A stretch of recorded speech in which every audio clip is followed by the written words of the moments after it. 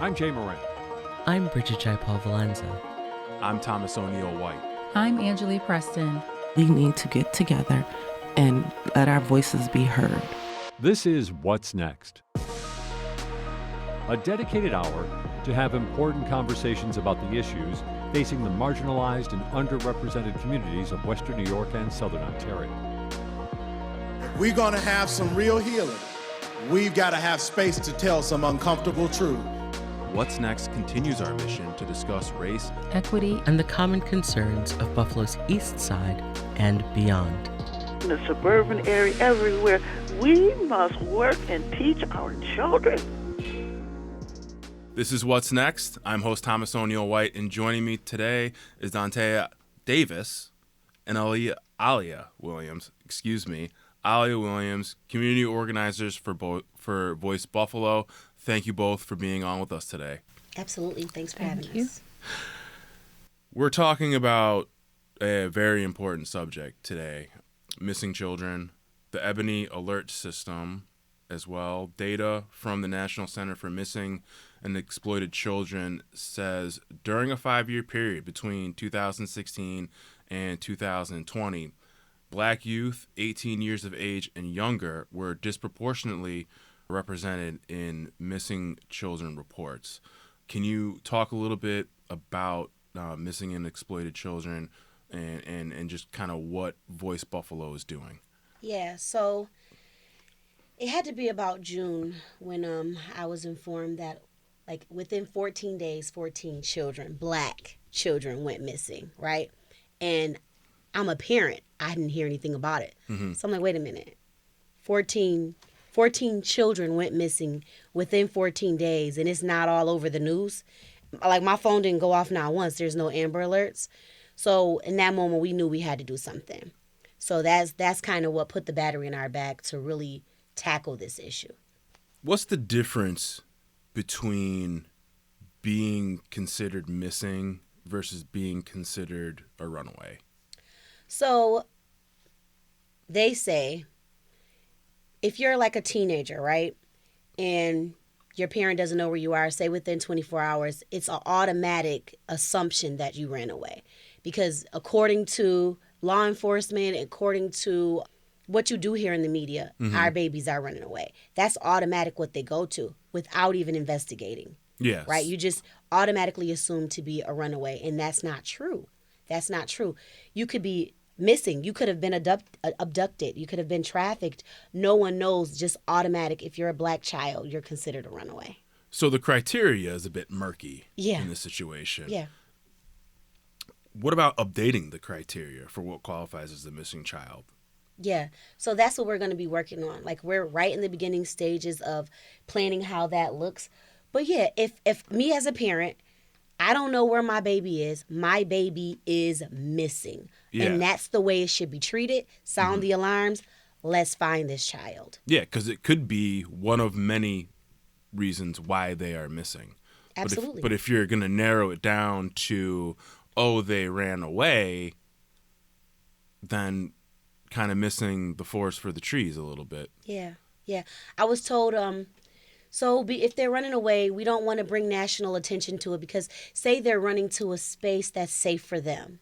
We don't want them to not be able to go back to that space. That's the excuse, right? And that came from literally law enforcement. But what's the other side of that? Let's say they were abducted. The more we wait, our child is in danger, and it's less likely we'll get them back. So who are we to say right off the bat without knowing anything? We just know a child is not here. They're away, right? Mm-hmm. That they're not a runaway. That they're not a missing child and they're a runaway. Who are we to say that? So do I have this right though? If a person is considered missing, well, you have to like file the report like 48 hours. Yep. Now, is that the same for if a child runs away? You know what? When a child runs away, I don't even think you don't have to file anything. That's just the assumption. So the assumption right off the bat is this child is a runaway. Right. There's no filing because if they're a runaway, okay, give them some time, call around the family members. Yeah, they'll come back. Yeah. And normally, like in our community, a lot of parents whose children have run away air quotes, they don't go to the police right away because there's like this idea that the police aren't going to take it seriously. So instead, they go through social media as a route to find their child. Right. Yeah. Especially Facebook. I you every few months, something will pop up. Days. Every few. Well, It's days. Literally every day you're hearing of a child. You're seeing a child's face plastered on social media.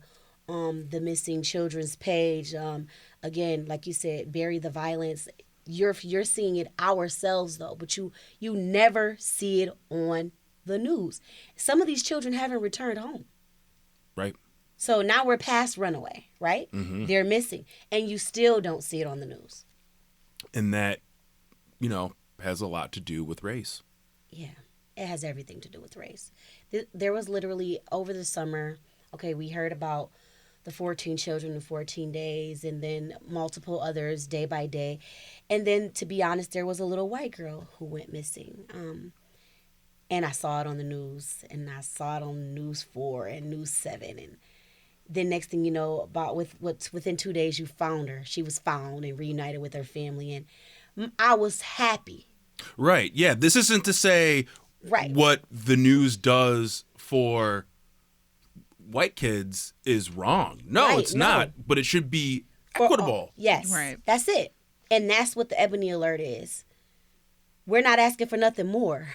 We are asking for the same thing. Sound the alarm. Our child is missing.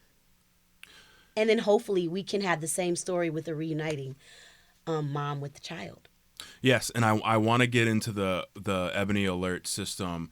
It was passed in the state of California in October, SB 673, and it authorizes, and I'm just taking this off the internet, authorizes a law enforcement agency to request that an Ebony Alert be activated by the California Highway Patrol if the investigating agency determines that it would be helpful. Similar to the Amber Alert, the Ebony Alert would activate electronic highway signs to alert the public of the missing person. Additionally, SB 673 also encourages television, cable, online, radio, and social media outlets to cooperate with disseminating the information contained in an Ebony Alert. And so now you, as Voice Buffalo, are trying to get a similar type of legislation that California has, trying to get that passed. I mean, would it look similar? Would there be what would be the difference? So it would actually look very similar to this, right? And the difference is we would want to change like the time frame from when you're considered missing. Like 48 hours is that's a long time. Yes. And I even feel like if a mother doesn't know where her child is, I feel like a whole full 24 hours is a long time. But at least, at most, 24 hours. At most 24 hours. 24 hours.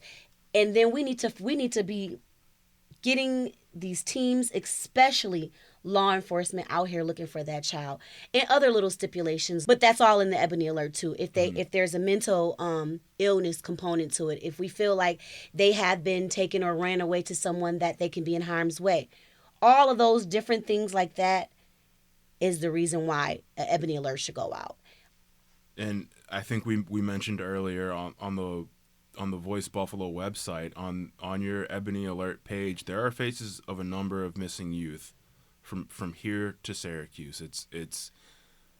It's shocking and saddening to see those faces, and how long they've been missing, and just all across Western New York to Central New York. And I'm sure from Syracuse to New York City or to Albany, it's going to be the same. Yeah. Also on your website are steps to help raise awareness. I mean, we talked about social media, but what other steps can people use to help raise awareness? So just getting the word out there, like talking amongst parents. Mm-hmm. I mean, we try calling the police, but steps are, if you see something, say something. So like if we saying a child is missing and they're in the area of Bailey Avenue, I feel like, why can't there be a team? I wish we had little like community teams. Yes, to Yeah. just to go out there, and that's literally what Bury the Violence is doing. And shout out to Karima Moore. She's bomb.com. Like, she took it upon herself to go out there and look for these babies. Like, we need to do that. And it's sad that we kind of got to do our own thing, but we got to do our own thing until things like this get passed. But saying something, being out there to support this parent in whatever way is possible. But right now, like, it seems like that's all we have is social media and our voice, talking about our baby who's missing, giving, description. Yep. And what areas to look in, when you last seen them, stuff like that. And also building more relationship with young people, because oftentimes, like, young person will know and have more information on their friend or their sister, etc., on where they went or if somebody took them, etc., etc. It's just important to build that relationship so that young person feels comfortable coming to an adult and giving information on where their friend counterpart is. Yeah. I feel it would also be helpful to, have church is so powerful. Churches and community centers. I mean, those could be places a child could go to, but also a place to get the word out for a missing child. Yeah, absolutely. Yeah. And I know you don't want to name names, and you don't have to here, but local legislators have shown interest in getting on board with Ebony Alert for the state. How do you get the ball rolling? So we're in the planning phase right now. So what we're doing is having meetings, discussing things just like we're talking about now, what it looks like for Buffalo, New York, or Western New York, what it looks like, right? What's some next steps? We are reaching out to partners also, church congregations, and community. Yep. We want community buy-in, the houses of God. We want our partners all in, because this affects all of us. Like I said, if a baby is missing and not safe, none of us are, right? And so that's where we're at. We're still planning this, seeing what it looks like. We're still hosting meetings with the youth. I don't know if I mentioned that. We've been having listening sessions with the youth and also with parents, right? About what it looks like to be in a world that's safe. How does that feel? We're imagining, right, what it can look like and things that we need to keep them safe. And so we've actually been doing those things, which we plan to keep doing. Who's involved with these meetings? So it's our voice team hosting the listening sessions with the youth. And I have had a couple partners. I've had a couple youth pastors come out. And where we just sat in the room and we asked them directly, because again, like I mentioned before, we don't want to go to adults and ask adults what we feel the youth need. We're going right to the source. Yep. Hey guys, how is it on a day-to-day basis? Do you feel safe walking down the street? What can we do to fix that? A lot of that you'll see on a talk show. We actually hosted a talk show in November with the youth, and we actually dug deep and talked to them about what they feel like just on a day-to-day basis, going to school, walking outside the house. Me as a parent not even feeling safe, allowing my children to go outside like you could back in the day. So our goal, Voice Buffalo's goal right now, in addition to this Ebony Alert, is to bring back the village. Like, bring back the village of community where you knew who your neighbors were. They knew you. And if they saw you somewhere you shouldn't be, or saw you and you looked like you were in distress, you knew you can run to Sister Pat's house or Mr. Jim's house down the road for safety. We need to bring that back, because that is something that's lacking in our community right now. Dontaya, you are the third person that I've interviewed since September to mention that we used to be outside. We used to be outside. We used to, get on our bikes, go wherever. When the street lights came on, it was time to go home. And it doesn't seem to be like that anymore. What's the general feeling you get from talking to the youth about how they feel about their own safety, how they feel about going to and from school? I mean, we've heard lately about a lot of fights after school, some violence within the schools. What was the general feeling you get from the youth about their safety? Scared. they are totally just fearful of walking down the street. We have a couple of seniors we talked to and literally walking to school that talked about men driving in cars, slowing down, trying to get them to come with them. And they're like, wait, I'm just a child. And they're like, so what? You know? So we talked about that. They actually, one of the requests from the talk show was to get cameras at bus stops and or people that can stand there and make sure they're safe. So they're afraid. They're totally afraid. If you hear that every time you go outside, you as a black men are just disappearing, I think you would be afraid to go outside too. Right. You know what I'm saying? Right. And so they're afraid. I know me, I have 2 teenagers and a preteen. They got to think I'm like the most mean mom in the world because they're like, Mom, nothing's going to happen to me. And I'm like, baby, we don't know that. Right. Right. So no, you can't go here. Like if they're at the park, I'm across the street in the car. You know, and it's like you got the creepy mom over here, but no, I'm just trying to make sure that my babies are going to come back safe. You know what I'm saying? And so they're afraid. That was the consensus that we heard was fear. Yeah. The good thing, though, is like even in that fear, they still had solutions. Like they still had wants and needs, and they knew like the problem is here, but like if we do this, life will be better for us. Like a lot of them named things like having, like you said, more guards that care in schools. When we talked about the violence that's happening after school, they talked about wanting more safe spaces for them to go, such as community centers and during after school hours. So they know what they want. Yeah. And do we get into this? How does the Ebony Alert differentiate from the Amber Alert? No, we didn't. First of all, it differentiates because it's specifically for black and brown babies. Yes. Which you don't hear about. I think in some of my research, out of was it statewide or the world?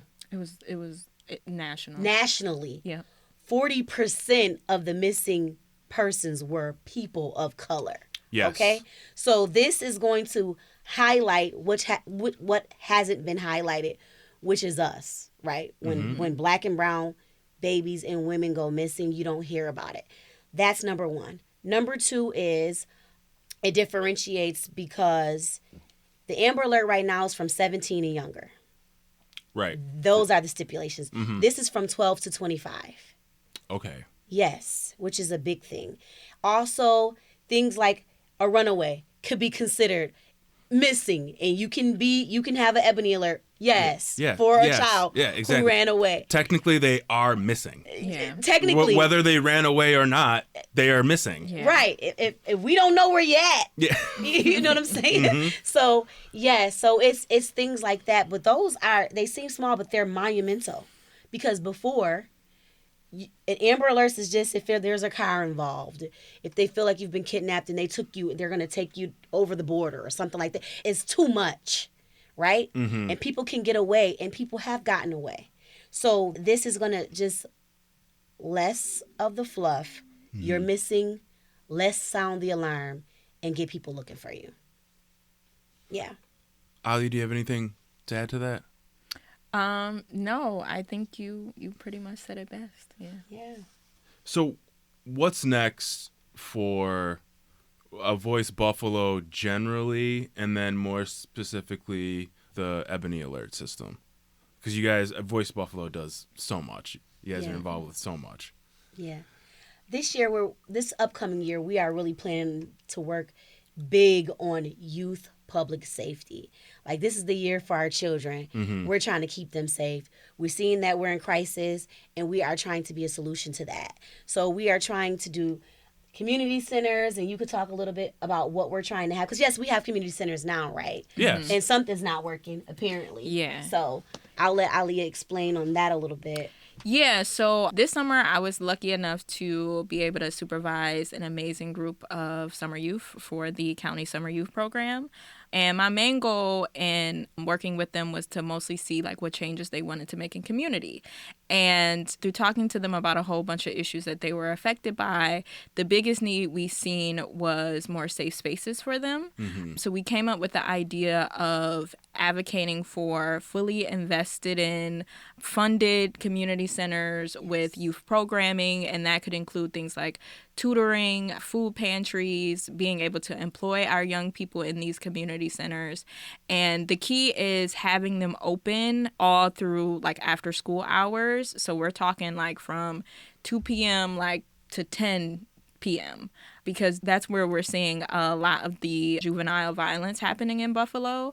So them being able to be provided with the space to keep them busy, to keep them employed, to keep them fed, to keep them safe, we believe that will decrease gun violence in our community, that will decrease child hunger in our community, unemployment, all the things. We believe having a hub for our young people will increase the quality of life in Buffalo overall. How do you get that program off the ground? Is it's still in the incubation period? Yeah. So right now, what we're working on doing is talking to both our county legislators and doing some talking to our city council as well, because both parties are a part of the funding for community centers, and talking to them about the idea that we have and the importance of investing in the community centers that we have all around the city. Will you bring the youth along to join in these conversations? Definitely. They're the ones that's like spearheading it. I'm taking a back seat. This is their idea. I don't have ownership That's over awesome. it. So definitely, yeah. Yeah. It'll also offer counseling and just a safe space overall where they can come and vent. It's a lot of youth. So there's a gap, right, between parents and their children. Yeah, okay? of course. You know, communication gap. We don't understand them. A lot of times parents come from, well, back in my day. Yeah. And they're like, well, look, it ain't back in your day, Mom. Yes. You know what I mean? Yeah, so right. the community centers, the way that they're envisioning it now, will have people like them and people that are really for them they can go and talk to. One of the things that they said when we had the listening sessions with them over the summer, I was thanked so much just for hosting a safe space, which brought me to tears. Like, thank you, Miss Dee Dee. They call me Miss Dee Dee for offering us a safe space. I felt safe. We had no judgment. We let them talk how they wanted to talk and express themselves, and we listened. You know, we listened. And so there's so many things we have in the works. I don't want to let it all out here. Yes. Right? Yeah. But we totally have things planned where there's going to be moments that parents are able to just sit and listen, and they're able to tell how they feel, because there's a lot. We didn't have social media like this. Right? So that's a whole nother component of, it's really bad. There's no, like, social media is bad because it's so much. Yeah, it is certainly a gift and a curse. Yeah. Right. You get what I'm saying? And Yeah. it's so much right at their fingertips. I mean, you got babies that's 2 years old, can't speak, but they know how to find Paw Patrol on the social media, along with all of the things that comes with it. So it's just a lot, and they need to be heard. They need to be understood. And so that's what we're trying. We really have a heart for the youth, and we are really trying to provide them an outlet. Yeah, Right? and I think providing that outlet and having the parents there Yeah. just to listen. Yes. Just to listen. I think that is a nice bridge Yeah. of generations. Yeah. It's so necessary. It really is. Yeah. It really is. You're listening to What's Next. I'm Thomas O'Neill White with my guests from Voice Buffalo, Dontaya Davis, Alia Williams. I want to thank you guys so much for being on. We will follow up, of course, because this is from Ebony Alert to just uplifting the voice of the youth. Yeah. These are two things that, are the essence of our show. So thank you guys for being on with us. We'll be back with more What's Next after this. You're listening to What's Next, our place to discuss the important issues of our communities of Western New York and Southern Ontario. We want to hear from you.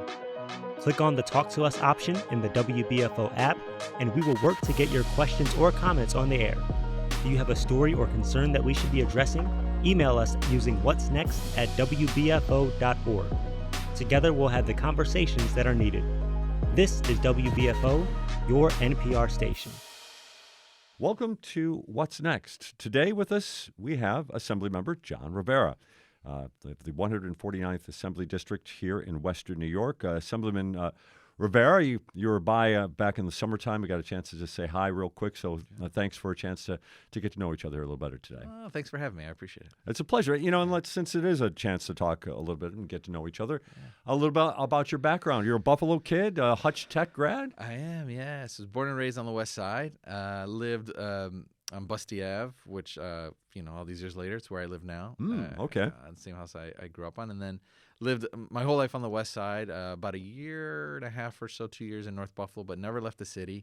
In high school, into college, I delivered pizzas for, as a living. And then I went to Buff State, got my bachelor's there. By the end of it, I was able to work, and I'm really, really grateful for the experience in Congressman Brian Higgins' office as like a field representative, or like someone that essentially assisted with constituent stuff, and did that for a while.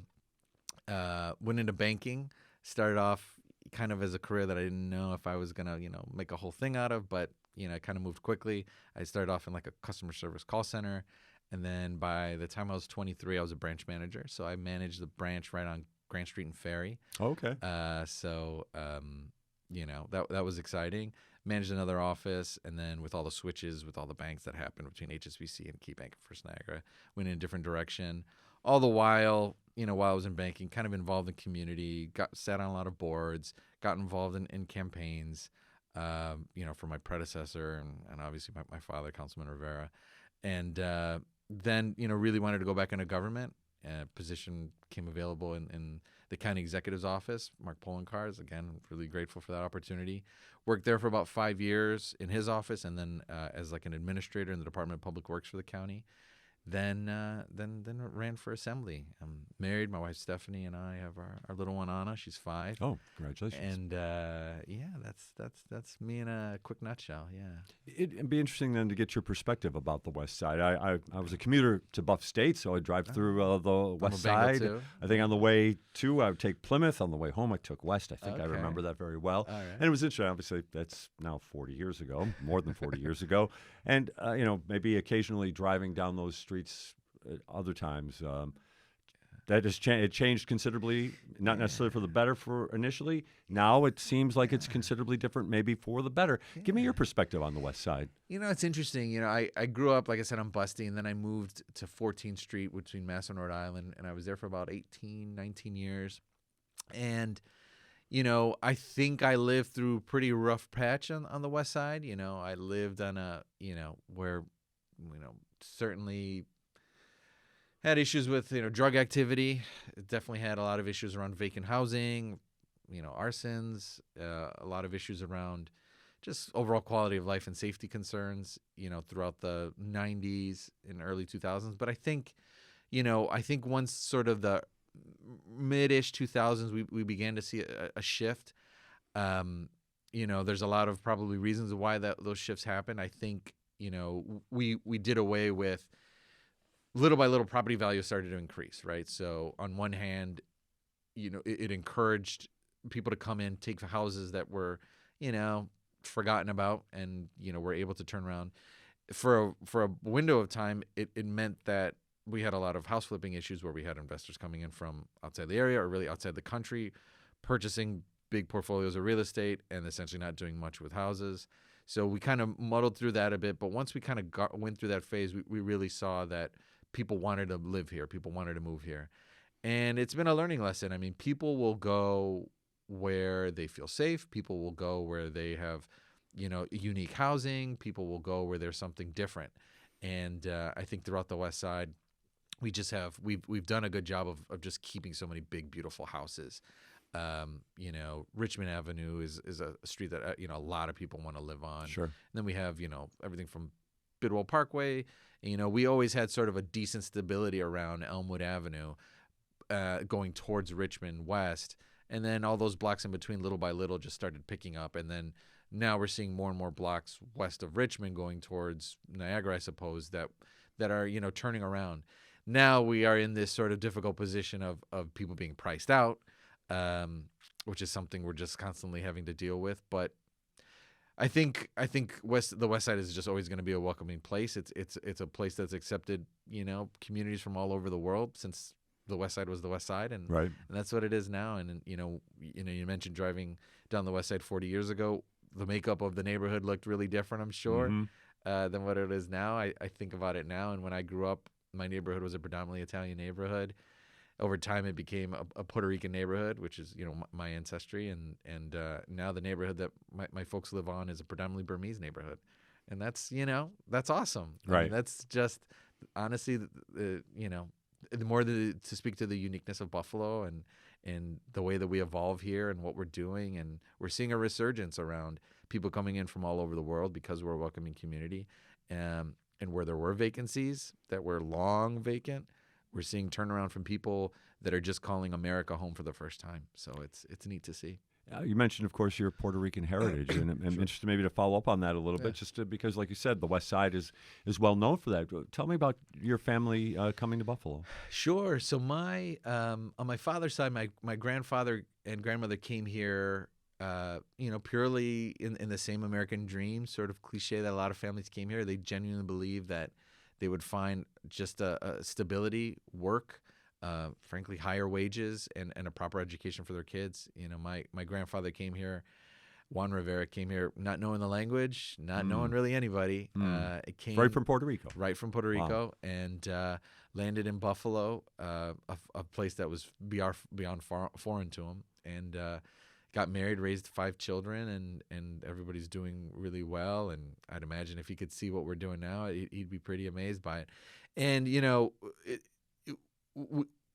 I think a lot about him, especially with everything going on in the world and how we're treating people that are coming in from other parts of the world in America. And I'm proud that we're just still staying close to those values here in our neck of the woods. But you know, he came here, worked in the fields. I have other, you know, uncles and relatives that came from that generation. They either worked in the railroad industry, in agriculture, or they worked in the steel industry, you know, because Bethlehem was so big back then. And, you know, little by little, more and more families came here. Now, you know, the Latino community in Buffalo is probably about, give or take, 10% of the population, mostly located in the West Side, Riverside area. And, you know, I'm the first member of the state assembly or Senate majority of Latino descent in upstate New York ever. Wow. Which was a bit of a surprise when I found out. That's stunning.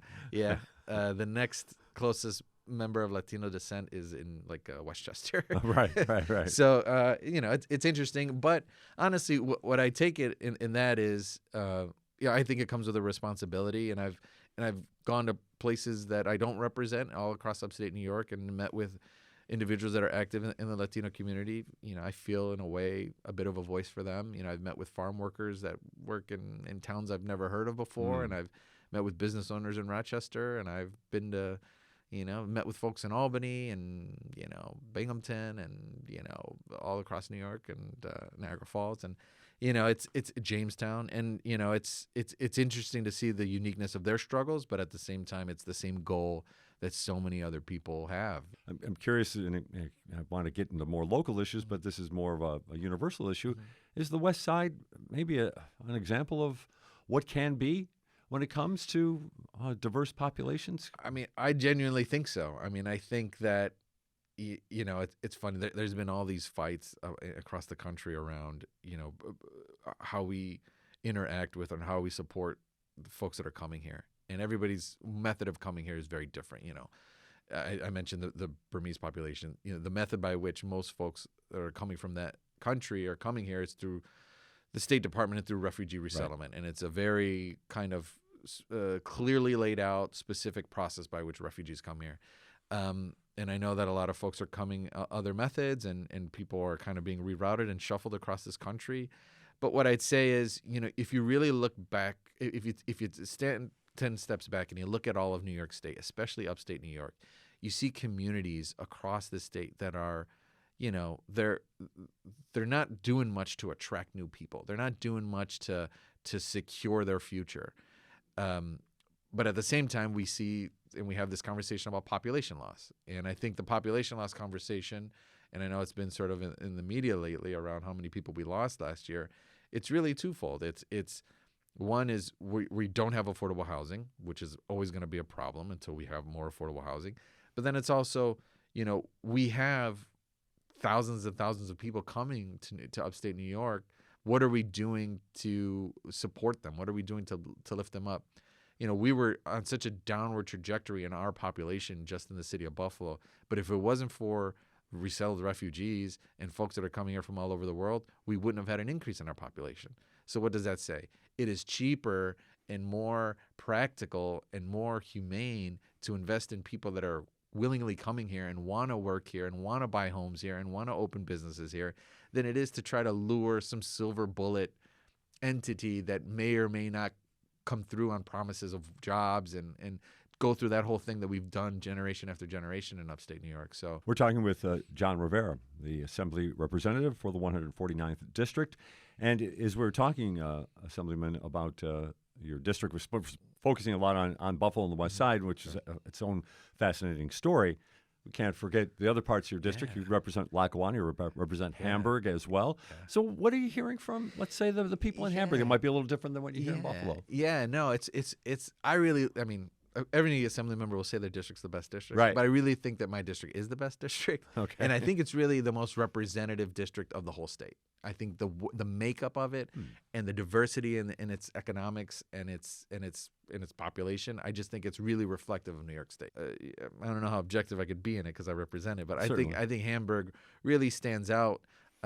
One, in its amenities. I mean, there's not many. I think it's the only town that has its own ice rink, its own golf course, its own beach. It's got beautiful libraries. It's got great school systems. It's got both the Frontier and the Hamburg Central School District. It's, it offers you, waterfront homes. It could, village living. It's got something for everybody. I think that Hamburg stands out among towns in Erie County. And I think, knock on wood, today it's a town that people want to move to. It's not a town where people are just sort of, I'll check out Hamburg. Yeah. No, it's a destination that I think people want to go into, and the population's increasing there. And it's certainly different from where I grew up. But what I have found is I've taken these last going on 4 years now.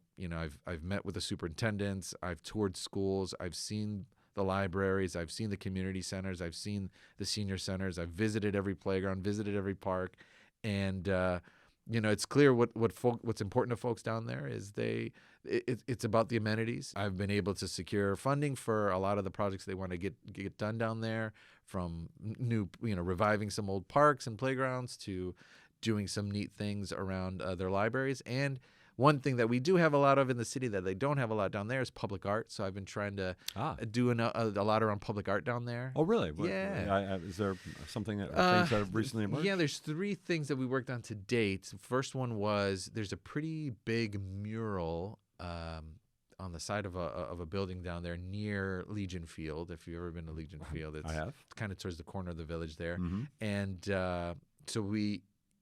If you're familiar with it, Legion Field is this really nice complex where there's baseball diamonds and soccer fields and everything, but it's a bit tucked away, to get back there. Off of Lakeview Road, I think. Yeah. Mm-hmm. So the building that you would essentially pass as you're going into the complex there, that whole building is now a giant mural. Okay. A kind of cool town of Hamburg thing. All right. And we engaged the village, and local folks got to select the artist, and it was really neat. We have we help finance a sculpture on it's not on Route 5. It's maybe Old Lakeshore Road or Lakeshore Road. It's escaping me, but it's right on the waterfront, and it's sort of it's a metal sculpture that kind of invokes water quality, and it's sort of a statement around pollution and things like that. So that's kind of neat. And then we did a small art installation, music instrument garden sort of thing at the Lakeshore Library. Oh, okay. That's right. So, and I'll be doing more of that. I think public art is something that really engages the community, and they feel part of it, and it's neat. There wasn't a lot of it down there. Where I am, I don't really represent Hurl Avenue that much anymore, but when I did, there's public art up and down Hurl Avenue, especially murals. And on Elmwood, too, we've been able to do another mural on Elmwood, and we've done some other things down there. So, I like injecting public art whenever possible, and especially when we can get local artists to do it. So that's kind of been one of the things I've worked on down there, yeah. I know also for you, some bills that you introduced or helped to introduce in the Assembly regarding lead paint when it comes to renters. And this is an issue that has been lingering around Buffalo for several years for sure. Yeah. Talk about the legislation, its purpose, and we'll get into maybe why maybe it hasn't become a reality. Yeah, no, I appreciate it. So there's really two bills that I've focused on, and I've passed them every year since I've been in the Assembly. So now it's going into my 4th year, so it'll be there. And on one of the bills, my predecessor passed multiple times as well. The first one, essentially, I'll give you the abbreviated version.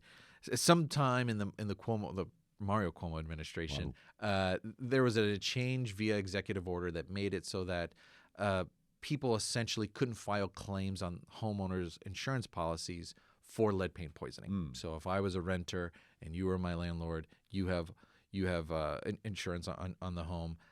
If I had a slip and fall, if I broke my leg on the stairs, I could essentially seek damages. If I have an accident on a trampoline, I could seek damages. But if my child was poisoned by lead and I could prove that it happened in the home, there is a specific line in insurance law in New York State that says that lead paint claims are exempt. Wow. Not a lot of states have it. If I had to guess, I'd say the insurance lobby ensured that took place all those years ago. Yep. So essentially, I had a bill that just removes that exemption. That just makes it so that a tenant can seek damages if their child is poisoned by lead. And it passed the Assembly. And it passes the Assembly every year, and it does not pass the Senate. And I don't put it on the sponsor of the bill. That's a person that's highly passionate about it, Senator Ryan, who's my predecessor, who passed it in the Assembly when he was in the Assembly. I think that, I think that there are interests, for lack of a better word, the insurance lobby that really cries wolf and says, oh, everyone's premiums are going to go up if we do this, or insurance companies are going to leave New York State when we do this. And I just can't believe that that's true. I think if so many other states don't have that exemption, then what are we talking about? And frankly, if that was a change that just happened in the 90s, that means we had that coverage all these years. Some point in, I think it was 92 or 93, that change happened. And it's not like all our premiums were reduced by insurance companies because we no longer had that coverage. So technically, we're still paying for it. Sure. It's been interesting to see how, how, I wouldn't say entrenched, but just how stuck in sort of the narratives that we have. And I see that same narrative so many other times of like, if we do that, then they're going to leave the state. Right. I find it really hard to believe that insurance companies are going to leave New York State, one of the most populated states in the country. Right. One of the, some of the highest real estate values in the country. I don't imagine insurance companies leaving New York State because of this one thing. But, so that's one bill. The other bill, it's a little more interesting, and it's impacting probably a lot more people. And that is, I'm a believer that we can eradicate lead paint poisoning in a generation if we really invested into it. Out of the 10 worst lead paint diagnosed areas in the state, 9 of them are in this region. One of them is the one I live in, and 4 of them are ones that I represent. So, this is a serious problem in upstate, but truthfully, it's a problem in Rochester, and it's in Syracuse and Albany and Binghamton, where there are old houses. That you'll have this problem. And the second bill, what it does is, I'm a believer that we're not going to eradicate this unless we make it something that's for front of mind. And right now, when you sell your property, you essentially sign a piece of paper everywhere in the country. You sign a piece of paper that says, well, to the best of my knowledge, there's no lead in my house. Right. And it's sort of a nothing thing. We kind of just look blindly and claim that we don't know that there's lead in our homes. And we say, oh, to the best of my knowledge, there's no lead. Right. Here you go. And that's this attestation that really means nothing. So my bill, what it would do is, for any home that was constructed before the cutoff, or in which we no longer produced and sold lead paint, an actual lead inspection has to be conducted by the seller of the property, and that report has to be furnished to the incoming buyer of the property. And I've met with lead certifying companies. I've met with lead and certified inspectors, and I've done a lot of homework around this. And the process by which nowadays, because of technology, the process by which we can inspect where your house has lead takes all of about 2 hours. Nowadays we have essentially what looks to be like a gun that emits a light. You point it at a wall, and from that they can determine how much lead, if it's safe or not safe. So this, my idea is, it doesn't speak specifically to forcing remediation or forcing any sort of encapsulation. What it does is it makes it so that the person that's going to be owning this property has full awareness of where lead is. And truthfully, they could then, if they choose to, make that part of their purchase to say, well, I can see by this report that there's this much lead in these walls and here and there. Let's see what we can do to bring down the price so that we can, fix this problem before I move in. But, I think with these two pieces of legislation, it protects renters, or at least arms renters with some sort of, assurance that they can at least not be in the hole once their children are found with lead poisoning. And then the other bill, it makes it so that anytime there's a new homeowner, that they're going eyes wide open on what are the dangers that they could be exposing their children to. Legislative sessions upon us. Are they going to be reintroduced? They will be reintroduced. Yeah, they will be reintroduced. I mean, I think, there's, what you'll find with me is that, I'm a person that's always willing to bring people to the table and have conversations, and I'm a practical guy, but I'm also not going to accept excuses from non-objective industries that truly just want to see things continue the way that they are. And, the sad thing about both bills, truthfully, hundreds and hundreds of bills pass the state assembly every year. And many of them don't have to be debated because they're just so, more mechanical maybe, or such no-brainers. But both these bills have to be debated every year. My Republican colleagues take out time from their schedules to make sure that they say what they think on these issues. And it's just sad, truthfully, because at the end of the day, this is about kids being poisoned by lead. But, the insurance lobby will say what they'll say, or the real estate association will say what they say. And, I'm unfazed by it. I don't, it doesn't matter to me. I didn't take this job because I thought it'd be easy. Right. But I definitely was surprised when I realized that the first year that this was going to even be a debate, because I just thought it's just such a no-brainer thing. Right. But it is what it is. Yeah. We're coming down to our final few minutes here with Assemblymember Jon Rivera of the 149th Assembly District here on What's Next. You wrote I'll call it an op-ed. You sent a letter into the Buffalo News regarding kind of the what you see on Grant Street, concerns about where it's going. Yeah. Is that any part of what your legislative activity might be about this coming session? That the things that you're seeing in what can be and has been a very vital area, or vibrant area, Grant Street. Some of the issues that are coming up from there. What is the thought there? I mean, you put the letter out there, so is it more, we're going to try to follow this with legislation, or is it more of a leadership call to action idea? I'd say it's twofold. It's not as much legislative, but it's definitely a call to action. But it's also, things get funded and things get prioritized based on them being magnified. If I look at, the waterfront 20 years ago, what it was and what it is now is very different. And, I give credit to Congressman Higgins, who led that charge with the New York Power Authority and everything there. But if somebody didn't magnify it, we would have just still been driving past nothing there. Right. So I look at Grant Street. I know that it's got potential. I know that its layout is in such a way that it's got the kind of density we need. There are neighborhoods like Grant Street all over the state that are flourishing, that have those kind of storefronts, that have that kind of mix of residences and commercial, and there's really no reason why it couldn't be in a better place. And if I had to boil it down, it's just a deprioritization. Okay. You know? And I know, it's easy for me to look at the city and say, what are we doing on Grand Street? And I know that it's a big city, and I know it's got a lot of streets, and I know it's got a lot of business districts, but the Grand Street's different than any other neighborhood in the city in that it provides so much opportunity to such a diverse community. And, when I was a kid, walking to Grand Street was just such a common thing that we used to do every weekend or sometimes during the week. You could buy Christmas presents on Grand Street. Right. You can go to your butcher shop and your bakery. And there's no reason why those things can't exist now. It's not that real estate's that expensive, because it's not.